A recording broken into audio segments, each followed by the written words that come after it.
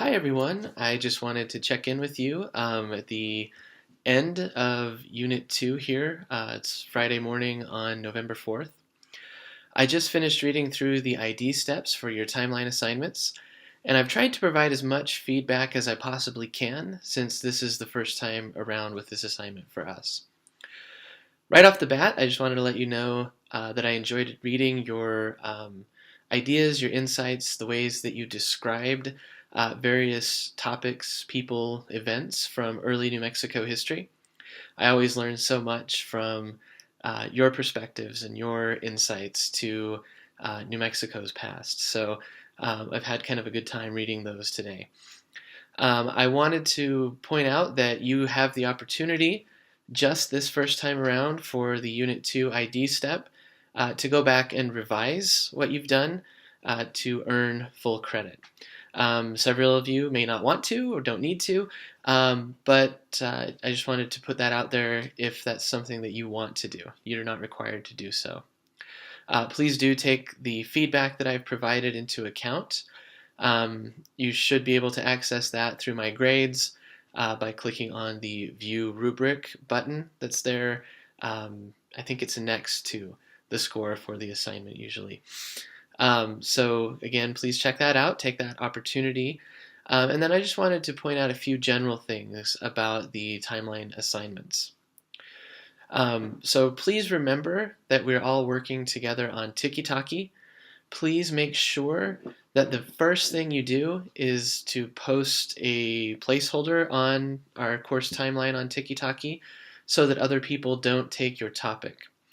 This first time around, because I think there were a few of us that didn't realize that we have to post to Blackboard and to Tiki-Taki. So for this first time around, it's okay if there are double posts on certain topics or people or events. Starting with Unit 3, though, please avoid that at all costs. And again, the way to do that is by putting your placeholder up for the assignment as soon as possible. Let's see, I made a few notes here. In terms of the descriptions that you provide for the events and the people and places that you choose, please be as detailed as possible, but again, you don't have to write a full essay, or you don't have to write a book on your topic by all means, but add facts, add details. Write from the perspective that the people who will be reading this don't know anything about the topic that you're explaining. So you need to say who this was, what they did, what the event was, and then the key portion that I commented on quite a few times for many of you was to remember to write about historical significance in specific terms. So don't just tell me the who, what, where, what, or the who, what, where, and when, but you need to explain the why and why this matters. So if you go back through your post and you realize that you haven't addressed the question of why does this matter, you're not quite done. You need to add a few sentences that explain and answer that question in specific terms. Another way to think about historical significance is to explain why this topic matters in order to understand New Mexico history. So why does it matter that people learn about your topic if they want to have a full understanding of New Mexico's past? If you've answered that question, you've done historical significance. Let's see.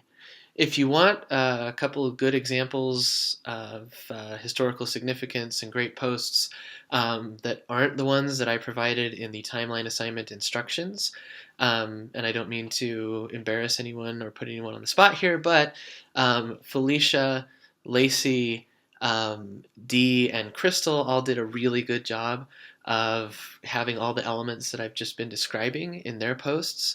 So please go and look at those.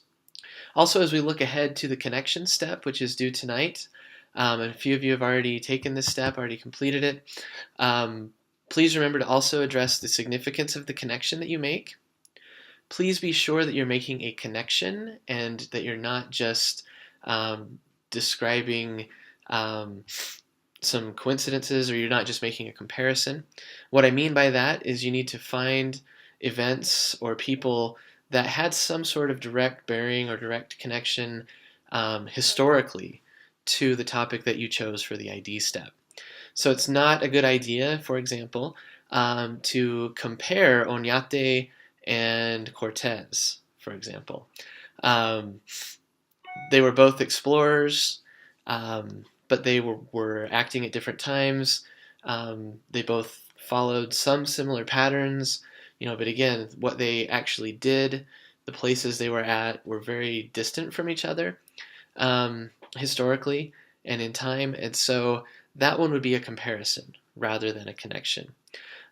If you wanted to talk about Indios Amigos and the Oñate expedition, or the Coronado expedition, or any of them, that would be a good connection because there were indigenous allies present in all of these early Spanish expeditions to the north.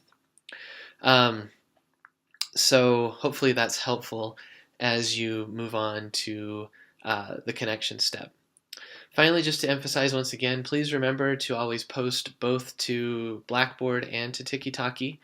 If you didn't do one or the other this time around, please go back and catch the one that you missed. If you have any questions about how to use Tiki-Taki, please review the video tutorial that is in the timeline tab. It's also linked to in the timeline assignment instructions document. And please ask me questions. I'm more than happy to help. I understand that this is a different site and platform that we're using that we don't all have experience with, so that I'm always aware of that, and I'm trying to help you out so that you're not losing points because of Tiki-Taki, but that we're working to make the best timeline and describe the past in the most effective way possible. So again, I hope this is helpful. I hope you're having a good week, and I will talk to you again soon.